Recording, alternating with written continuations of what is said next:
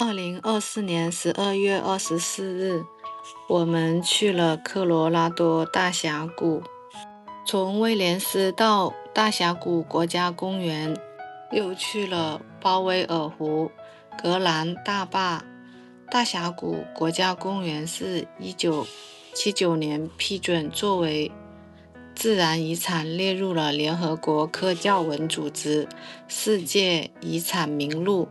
大峡谷国家公园是由科罗拉多河经此地切割高地而形成的，它被誉为世界7大的自然奇迹之首。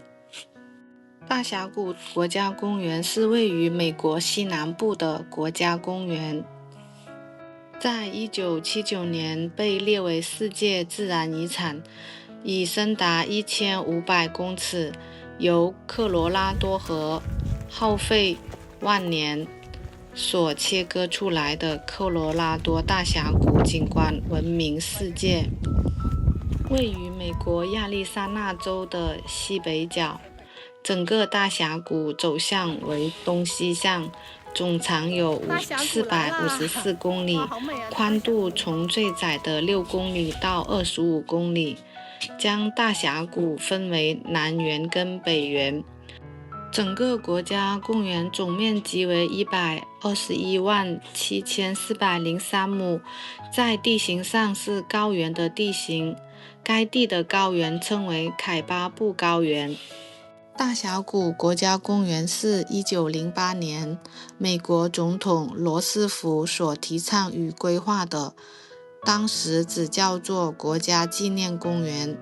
在1911年的时候，创立了国家保护区。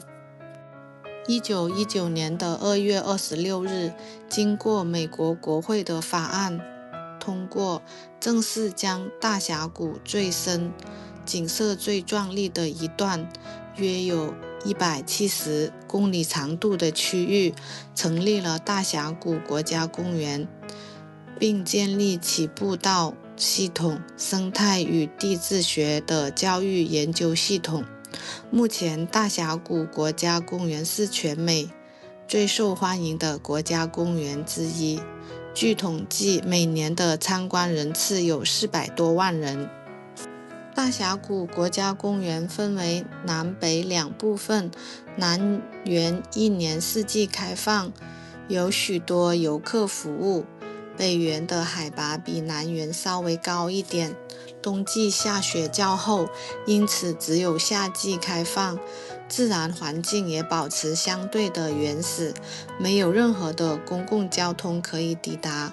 大部分人参观大峡谷都只去了它的南园。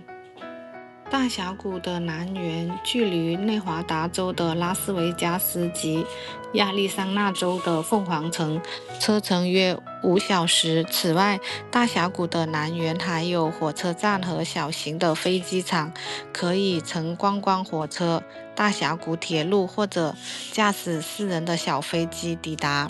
无论是哪一种交通工具，都只能到你带到大峡谷的边缘，只有步行小径才可以通往峡谷的底下。由于峡谷非常的深，站在峡谷的边缘，只有少数几处地方能窥见峡谷底的科罗拉多河。要是从一园走下峡谷，再从另一园走上来，至少需要1个星期的时间。由于上来时比下去的时候要辛苦，因此若1/3的水喝完了，或者1/3的食物吃完了，或者1/3的体力用完了，就该往回走了。峡谷的底下有许多的瀑布、激流、沙滩、小型峡谷等等，非要有充沛体力走下去无法享受。即使你没有体力或者时间走下峡谷底，也可以沿着峡谷边缘走一小段的远足径。大峡谷的南缘有穿梭巴士，夏天旺季时，最靠里的一条路会被划分出来，只允许穿梭巴士行走。这条线上最后一站的景点跟先前的都不一样，它让你毫无阻碍地俯视科罗拉多河澎湃汹涌的景象。格兰峡谷大坝，科罗拉多河上的白色绸缎。有人说水是一种流浪，也是一种时尚。狂长了暴富，也许看不见晨曦已经在远方，闪烁的城市的黑暗若隐若现，已经融化了太阳。格兰峡谷大坝位于格兰峡谷国家旅游度假区，高达216米，拱形的顶部长达470米，是美国的第2大高坝。它以科罗拉多州的美景为背景，利用格兰峡谷的自然条件，截拦了科罗拉多河水，进行水力发电。这座建于干旱地带的大坝集农业灌溉、水力发电、旅游观光的功能于一身。坝区景致优美，风光秀丽，是休闲野餐的最佳场所。鲍威尔湖，美国的湖泊。鲍威尔湖横跨亚利桑那州和犹他州的边界，是美国最受欢迎的内陆水上消闲的热点之一。它是美国的第2大人工湖，于1963年兴建格伦峡谷大坝时创建，花了17年的时间才将湖泊填满，分为南北2个部分。北湖在犹他州的码头，南湖在亚利桑那州的码头，与其周边的热门景点众多。鲍威尔湖也成功地被带入了成为热门景点的一员。很多人在选择去大峡谷国家公园、西安国家公园、格兰峡谷大坝、羚羊谷和马蹄湾的时候，都会去看一看这个蜿蜒崎岖由峡谷、红色砂岩和拱门组成的恢宏壮观的大湖。大峡谷位于美国亚利桑那州西北部，是科罗拉多河经过数百万年以上的冲逐而形成，色彩斑斓，峭壁险峻。1979年，大峡谷被列入了世界遗产，在许多非权威版本的世界8大自然奇观列表上都有大峡谷的名字。目前是由美国大峡谷国家公园管理。1954年的时候，一个名叫西亚洛佩兹德卡德纳斯的西班牙人最先发现了大峡谷。19世纪的70年代，美国陆军少校率领第一支科学考察队前往大峡谷。鲍威尔将谷中的沉积岩层形成了一本巨型小说中的书页。然而，此前已有美洲印第安人在峡谷壁上定居了。在由板块活动引起的造山运动以及地壳隆起的共同作用下，沉积岩被抬高上千英尺，从而形成了科罗拉多高原。海拔的升高也导致了科罗拉多河流域降雨量的增加，但并未足以改变大峡谷地区半干旱的气候。随后的山体滑坡及其他的块体移动又造成了象原鲸族与河流的袭夺，种种的这些都倾向于加深扩展干旱环境中的峡谷。由于海拔的差异，峡谷北岸的气温相对低于南岸，冬季的时候该地区常有大量的降雪。从北岸观望，峡谷的扩张较为明显。大峡谷的边缘是一片森林，通往峡谷中走温度就越高，到峡谷的底端则是荒漠地带。因此，大峡谷中包含了从森林到荒漠的一系列生态环境。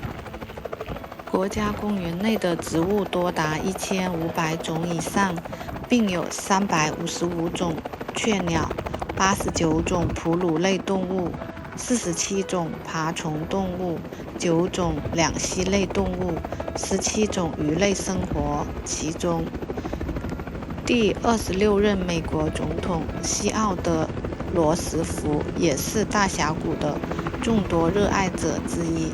他多次在此捕猎美洲狮，或者是欣赏美景。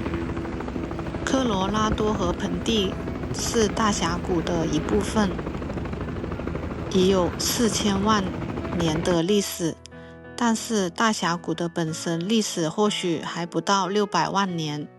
大部分侵逐是在最近200万年内才发生的。所有的这些侵逐的结果，就是造就了地球上最完全的地质宝库之一。在冰河时期，相对较潮湿的气候使古科罗拉多河水系的总水量有所增加，从而加快了其下切河道的速度。530万年前，加利福尼亚湾被打开，使得古科罗拉多河河床的位置降低。这一变化直接导致了下切侵逐比例的增加。从那时起至120万年前，古科罗拉多河下切到了与现在相差无几的深度。如今呈阶梯状的岩壁是由差别侵逐造成的。100万年前，该地区的火山活动大多数在峡谷的西北部区域附近，产生了大量的火山灰与熔岩，随后沉积形成火山岩，这就是峡谷中的最为年轻的岩石。除了峡谷的南岸的休闲观光游外，疲乏的漂流与徒步旅行也是尤其受欢迎的。而徒步旅行与沿河而下的疲乏漂流皆可以到达谷底。然而，考虑到行程的距离、技术要求以及由谷底高温引起的中暑危险，官方极为不赞成1天内上下的往返。参观完大峡谷之后，我们去吃了自助餐，然后回酒店休息。如果大家喜欢我的视频，欢迎订阅。